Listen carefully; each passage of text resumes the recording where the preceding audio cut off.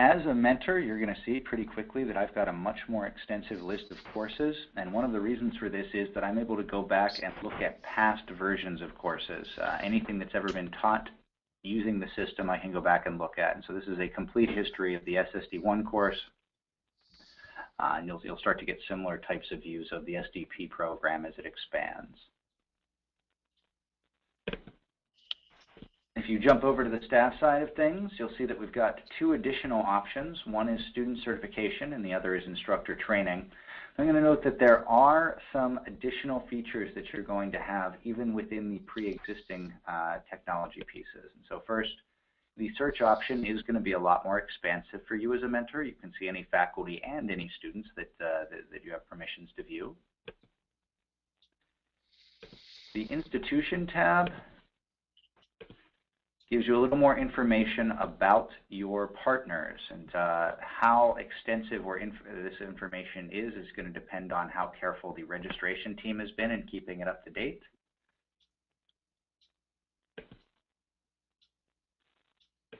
Looking within course sections, you are going to see only those for which you are a mentor, but this can be a pretty extensive list. I've got the same ability to see assessments for a specific course, and I'm also able to jump in and see what's going on with this given course version, including reviewing assignments and taking a look at what milestones are associated with this course.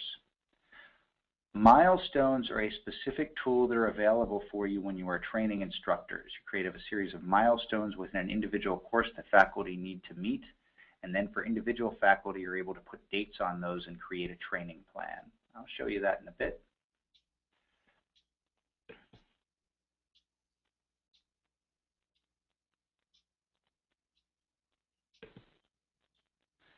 The section management component operates for you in exactly the same way as it did for the instructors. You're not able to modify personnel, but you are able to go in and look at and work on students. And as you can see, this pretty quickly brings up an awful lot of historical data.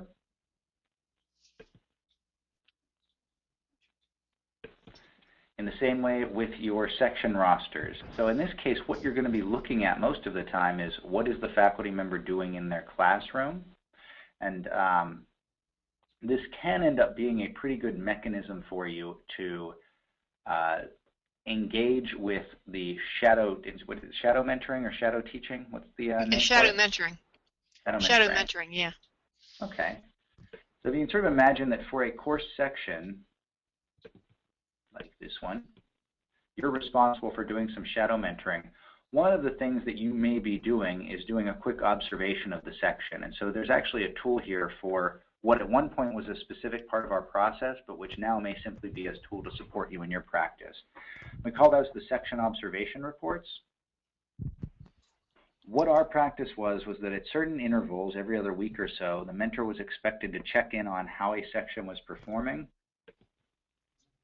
and write themselves some notes on, have I been in touch with this mentor recently? What kind of interactions are happening? Does the section seem to be on pace or is it behind schedule? Are there any students that are dropping out? How do the student scores look? They look pretty good. Is the faculty member grading quickly or are they letting things pile up? And if you were doing mentor scoring, how accurate was that? Overall, how do you feel about this section? And do you want to add any notes either for yourself and the iCarnegie staff,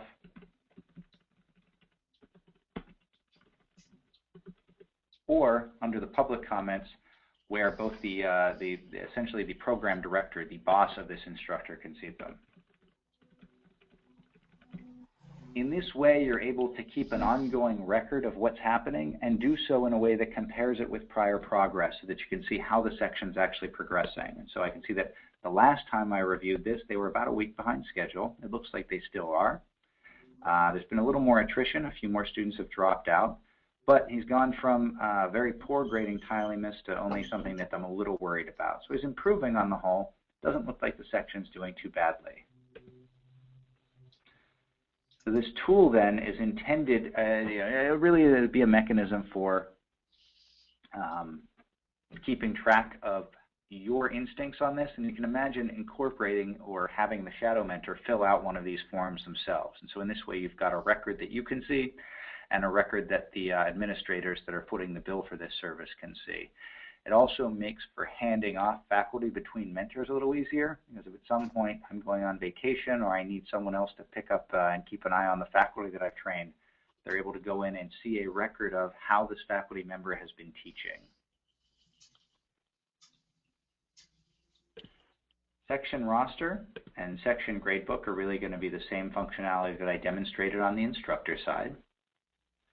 And similarly, the proctoring side of things is going to act in exactly the same way. You simply have a much bigger list of sections from which to choose. Student certifications is really just a lookup piece of functionality. Then this allows you to see which students have been explicitly awarded a certification. I think this is probably not especially interesting for you in this case because I don't even know that these are the same certificates that are being offered. Previously, we were only offering the computer programming and software systems development certificate. At minimum, this list would end up needing to be expanded to cover the new program before it's useful to see who has earned the certificate and who's still working towards it. The last piece that's interesting is the instructor training program, and so it was built out with a notion that for any individual course, a faculty member is going to enter the training program and become a trainee for a specific course.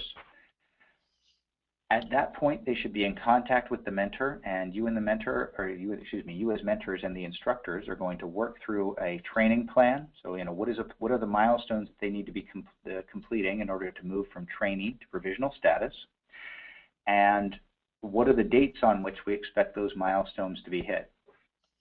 At the end of actually achieving that, you want to upgrade their status, and they want to be able to see at any given point what is the status they've achieved. So imagine that we start off knowing that you have a new instructor. So let's look this person up, and we can see that we have Joe, who is potentially a new instructor of mine. I'm able to see any information that there is about Joe, including what his degree is, if we have a resume. This depends on the partners that we're working with, how much information they give us. Joe may also be affiliated with an institution. In this case, Joe is a freelance adjunct.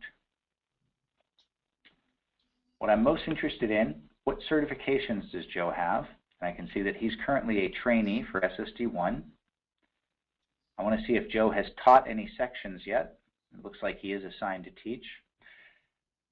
As he works through his own course, I also want to see if he has taken any sections. And so normally they'll be enrolled as a student because they need to work through and see these materials. Having seen these pieces, I can jump in and check Joe's training plan. So it looks like Joe doesn't have a training plan yet. This is because he's a new instructor. So what we want to do is jump over and create a training plan for him. Now, I've only created 2 milestones for this version of SSD1, but in reality, what you're going to want to do as mentors is build out a set of standard milestones for each of your individual courses. It sounds like you already have that pretty well mapped out. You know what faculty are supposed to do from week to week. They need to do certain assignments in week 1, and they need to do a presentation in week 2, and by week 3 they're supposed to do something else. So you're able to specify those generic milestones and then give the faculty some due dates that will map those onto what the expectation is. It's helpful in your case to know how soon they need to finish this. So, I know that they need to start teaching by September 1st, and so anything that I'm going to be assigning them needs to be finished. The last 2 pieces are denoting grading policy, or more generically, what kind of turnaround time can they expect for communicating. And lastly, what kind of, if there are any other comments about the training that you expect them to do.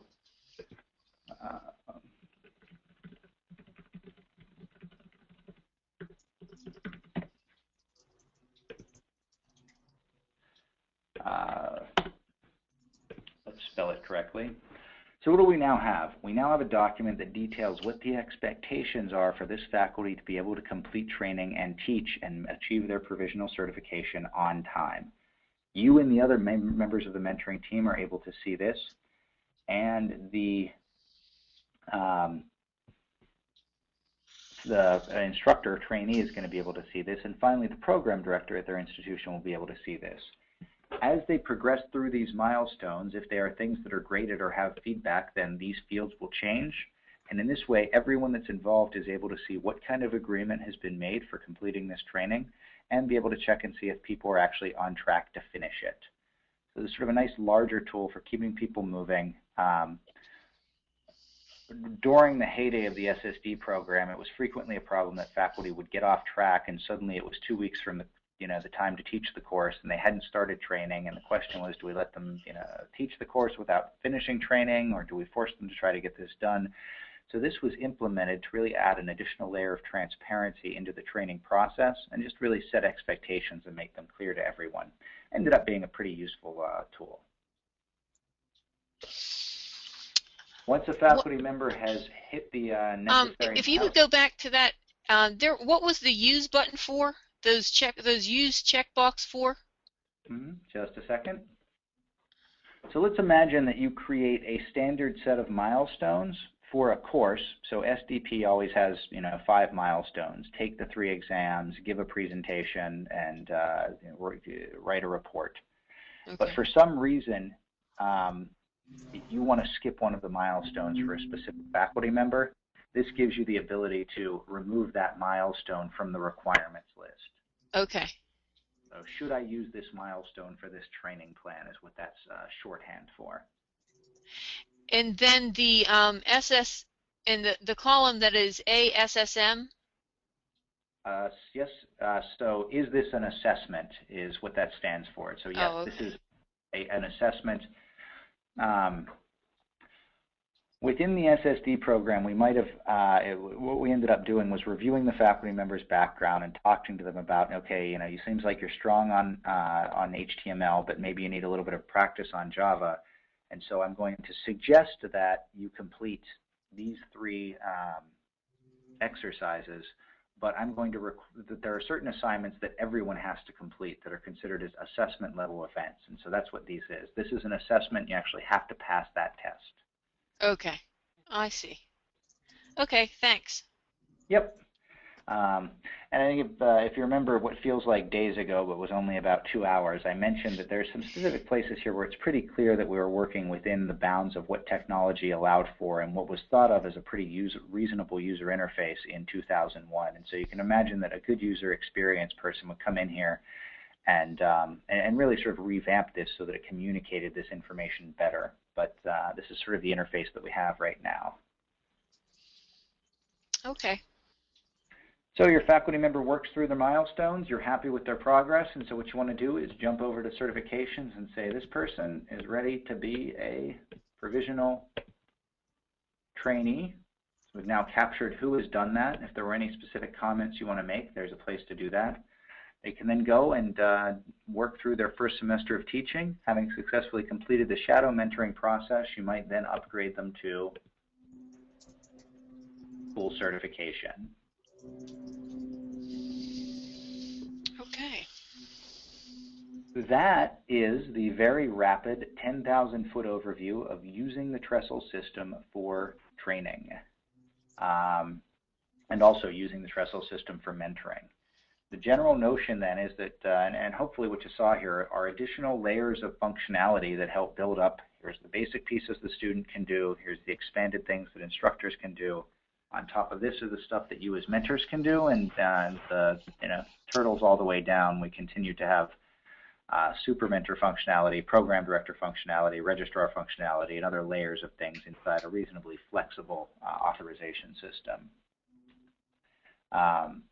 But I also think that what I just gave you was a giant pile of information at reasonably high speed, and my guess is that some of this will make more sense as you try to use it, and for others you're going to need to have more questions as you try to use it. That said, do you have any questions with what we've talked through or worked on so far?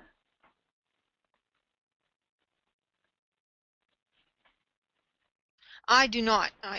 I think that I probably will have questions if once I use it, but not at this point. Yeah. Okay. So there's supposed to be manuals that have been sent out or available to the instructors, and I presume to us. And there's supposed to be um, like resources or logins at some point, or what? How is this working? So I actually don't know what the process is for that. I do know that there is this handbook that I've received a copy of that they're finishing editing, and so I'm sure they'll distribute that to you. My guess is that they're going to end up either sending out a mass of emails telling faculty what their login credentials are, or they'll ask you as mentors to contact your faculty and share their login credentials with them. Depends on how large of a pool of people that is and how important the personal attention will be. Okay. But I think that's another one that we'll really need to be checking in with Kathy and Melinda on. Yeah, I'm just a little concerned about the time frame. If we, if we need to start presenting this stuff to the instructors next week, we need access. We at least need access to this in order to do a presentation. So I'll just have to ask Kathy how that will work. Yeah, drop her a note on that. I mean, I suspect what they're going to do is give you access onto this development server so that you have a sandbox in which you can go in and play around and practice your materials. Okay.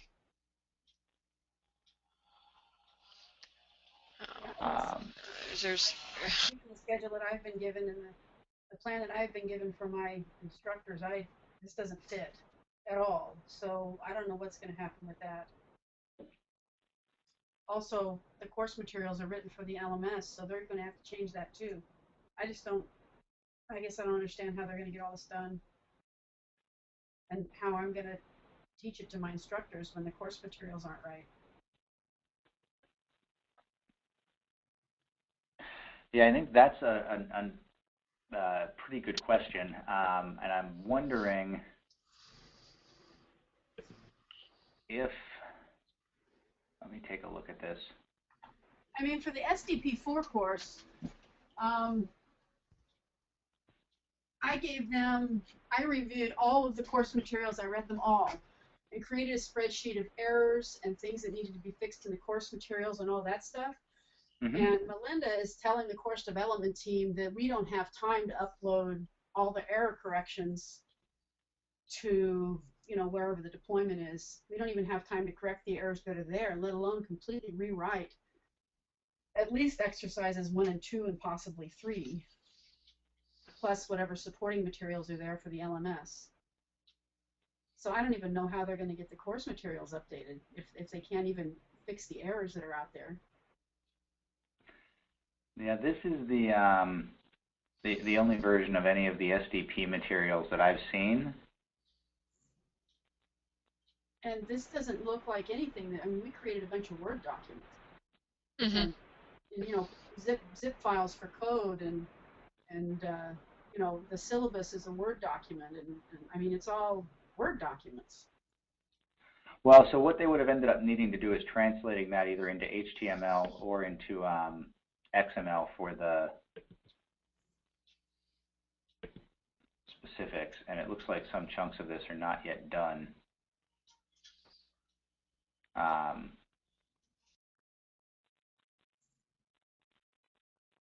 Well, I'm out of the loop. I was just a contractor, and my contract ended at the end of July. And it was July 31st that I sent in that final spreadsheet with all the errors that needed to be corrected in the documents, mm-hmm. and things like that. And so, that was, what's today, the 8th or the 9th? Today's the 9th. So 9 days ago, they told me they didn't have time to, they didn't think they were going to have time to correct any of those errors in the documents. So I don't know if that means that they're translating the documents to XML or whatever, and that's why they don't have time, or if they just don't have time to upload a bunch of files. I think all they do is upload the files in the LMS and call it done. That's the process that I know about. Yeah, I'm not sure how all of that ends up hanging out in this case. I know that it's going to require more than just a straight upload to work things into the Trestle system, but it's not a huge amount of additional effort in as much as it's a translation of the stuff into at least the non-assessment pieces into HTML, which you can automate big chunks of. And so I think this is one where really we're going to end up needing to get additional information from Melinda or Kathy or someone else on the management team. And again, I apologize. I'm sort of in the same boat you are, in as much as I'm a contractor that's come to this pretty late. But Yeah. I'm also, I will include some questions on this when I send back the note about how training went, and hopefully I can get somebody to turn around and answer these. Because I think they're pretty obvious and clear questions, and they are things that you're going to need answers for. Yeah. Okay. All right. Anything else from an interface side that I can walk you through? No, not that I can see. I think I'm good. All right, so what I am going to suggest again that we have a follow-up, and we'll see if they're interested in doing that. But if so, you'll be notified. And again, I want to make sure that you do get a chance to access this stuff beforehand, because otherwise it's not going to work out. Right. And beyond that, I don't have a lot else for you for this evening. So I believe you all have you both have my email address if you do have any additional questions that pop up. Okay. Okay. Thank you very much for all your time. Thank you. No problem. Hope this was useful for you, and good luck with the stuff. I think once you try it out, it'll be reasonably easy. But we look forward to meeting back up with you to circle around and see how that pans out. Okay. Thank you. All right. Thank you both. Have a great evening. Thank you. Yes. You too. Bye. Bye-bye, Nancy. Bye-bye.